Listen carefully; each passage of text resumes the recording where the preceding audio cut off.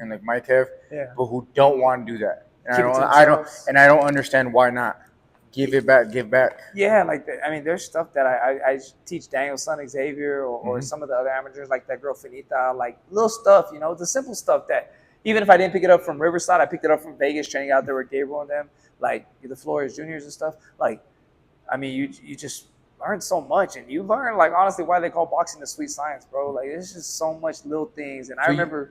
Gabe Flores Jr. Senior used to always tell me, "It's the little things. It's the little things." And bro, that's so true. It's the little things in this sport that make all the difference. would you be an advisor?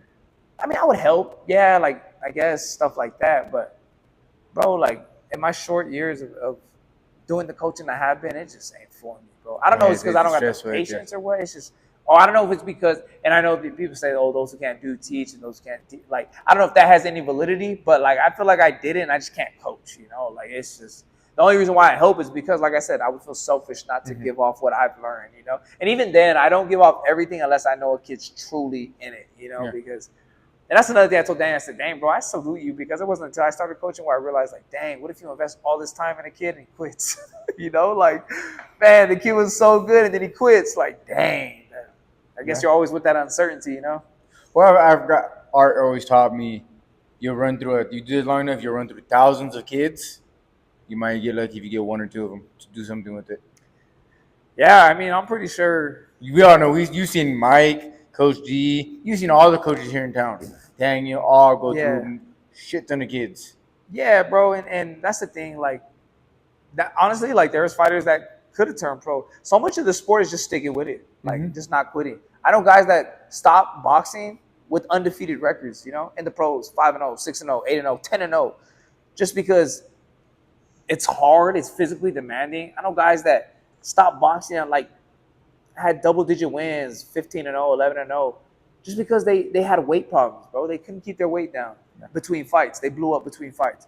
I know guys that stopped boxing just because they didn't have time for it. And don't get me wrong, like if you got another route to make money, do your thing, you know? Like bro, like I say all the time, God willing I have kids, I wouldn't let them box, you know? I'm not gonna say I wouldn't let them, but I wouldn't want them to do it, you know, just because I've been in there and I've experienced it. And bro, like I got double vision now. You feel me? Just from getting punched in the head. Like it's one of those things that I didn't ever think was real. And you know, boxing is dangerous, but when it actually impacts you, it makes you think twice. Like, damn, you really aren't supposed to get in your head, hit in your head. You know? So, oh, you gotta have something loose, some screws loose in the head. Yeah. To this day, me being 32 years old and why I still get in there once in a while with some of the kids, I don't understand it. But there's some screws loose in there. Yeah, and I said it like I don't know if I probably said it on Instagram somewhere, but you could love boxing, it'll never love you back.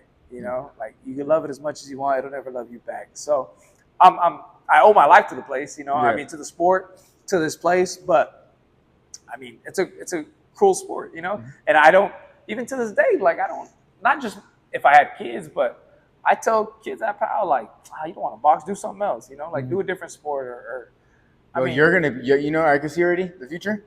You're gonna be the new generation, Coachy. A lot of the things I see how you speak is straight. I know you know it too. It is straight like Coach G.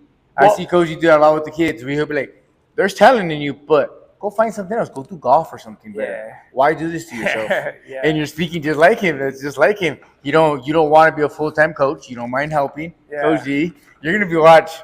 You're the new Coach D. I'm advising it right now. You know, when you put it like that, as far as like, because you are right, like Coach D, he's not a full time coach, but he'll like help out and stuff like that. So I don't mind doing stuff like that. And Coach D is like, he's a very wise man.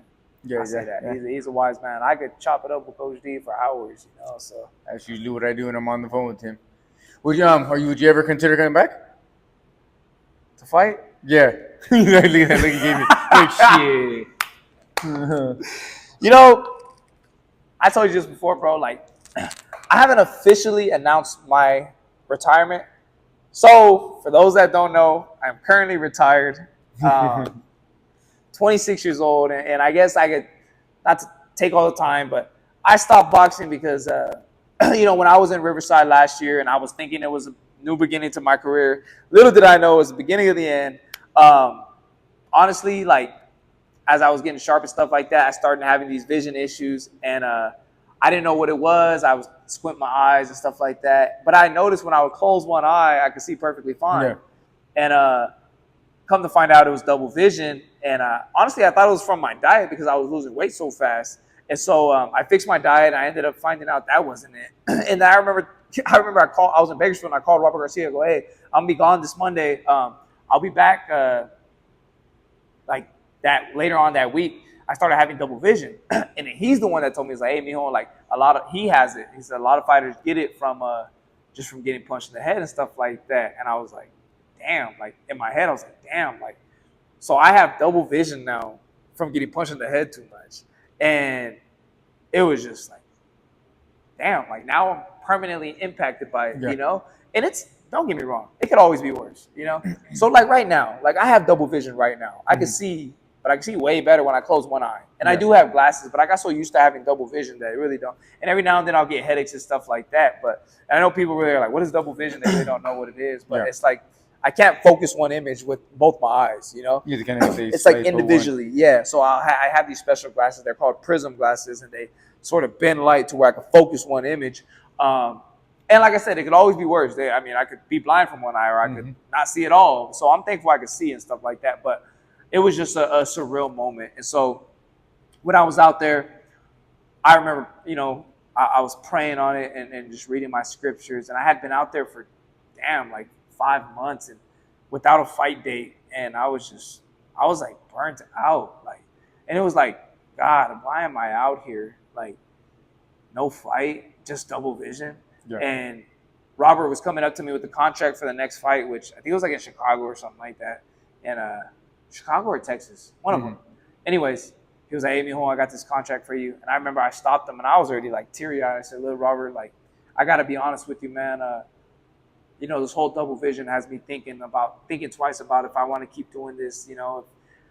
And, bro, I don't care what anybody says, bro. Like, Robert is a solid dude, like, forever in my book, bro. Like, Robert showed, like, he was like, look, mijo, like, you're still young.